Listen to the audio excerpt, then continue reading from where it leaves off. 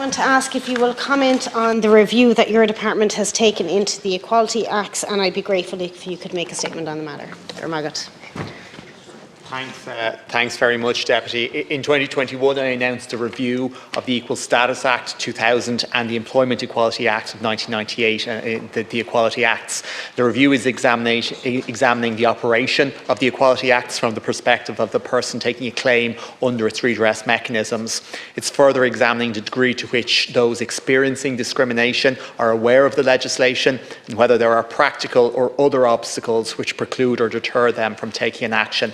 In July of 2021, I launched a public consultation process as part of the review of the Equality Acts to examine the functioning of the Acts and their effectiveness in combating discrimination and promoting equality. I was very pleased to receive an extensive response to the consultation, and a report summarising the key issues raised in the public consultation was published on the 12th of July this year. Submissions were received on a wide variety of subjects, including all the equality grounds: gender, civil status, family status, sexual orientation, religion, age, disability, race and membership of the travelling community, and the housing assistance ground.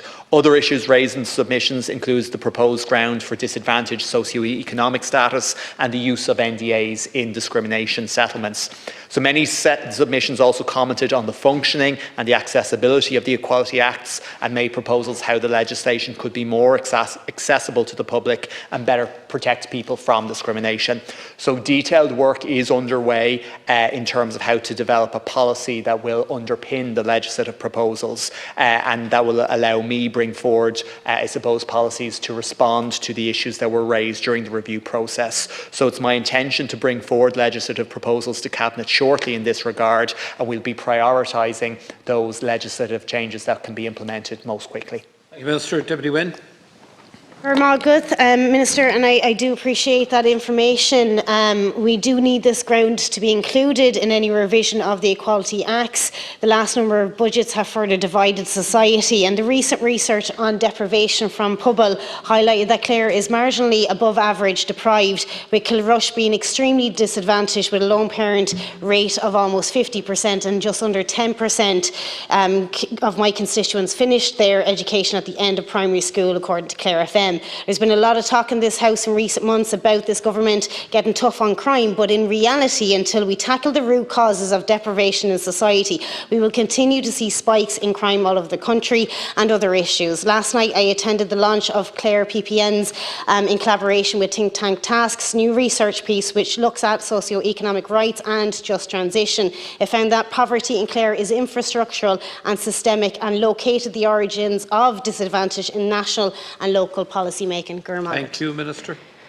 Thank you very much, Deputy. And adding a new ground to the equality legislation, adding a new protected characteristics in terms of forbidding socio-economic discrimination is something I feel passionately about, and it's something that the government has committed to examining in the programme for government. I know it's been the subject of private members' legislation from a number of parties in this House and the last Dáil, and I will be bringing proposals forward on that ground in terms of the legislative proposals. I think it's timely. I think all of us as deputies are aware of situations where people come to us and say, you know, I can't put my address down, my home address, because my particular estate has, for whatever reason, a bad reputation, and I'm worried my CV will go to the bottom of the pile. Or I feel when I walk in a club and they hear my accent, I'm told, no, not tonight, lads, because of that accent. So that's not acceptable, no more than it's acceptable to refuse someone access to a club because they're gay, because they're black. And that's why I think it's really important that we advance this ground. Thank you, Minister. Deputy Wynne. Yeah, and I appreciate this, the comments from yourself, Minister, and I have noted that you have, I suppose, mentioned your passion on this particular issue as well. And I think just in respect of my last contribution there, I suppose the main point from that event last night was that many of the challenges experienced by individuals enduring disadvantage, exclusion or poverty were beyond their capacity to address. And I know that myself and Deputy Andrews brought forward a bill bill last year to add a 10th discrimination ground on the basis of socio-economic status and accent, as you mentioned. And the 10th Alliance, as you know, is a fantastic umbrella group spearheading that campaign, and I hope that you will consult with them on this going forward. And I know that when the bill reached second stage, I said then that I would work with you every step of the way, and I'd just like to reiterate my sentiment again. I think no constituent should ever feel that they are less or deserve less because of where they have come from. Full stop. Thank you very much. Deputy Minister, to conclude. Absolutely, Deputy, and look, I am happy to engage with yourself in terms particularly of the socio-economic discrimination ground that I hope to bring forward in that draft legislation. Absolutely.